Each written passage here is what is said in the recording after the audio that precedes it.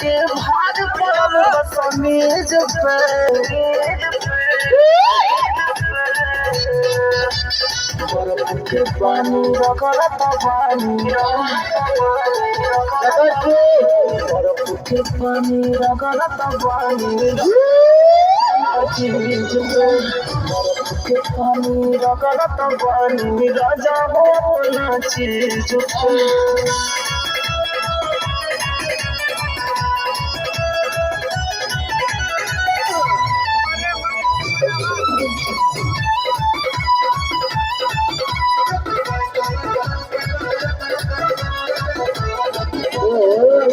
आगे जवानी के जरता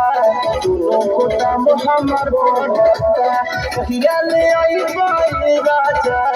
मिले के मन बड़ करता आगे जवानी के जरता दोनों को दाम हमार बढ़ता कहिया ले आई बाई राजा मिले के मन बड़ करता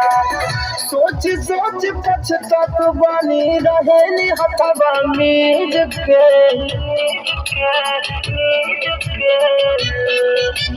बर्फ के पानी रगड़त बानी बर्फ के पानी रगड़त बानी राजा हो अपना चीज पे बर्फ के पानी रगड़त बानी राजा हो अपना चीज पे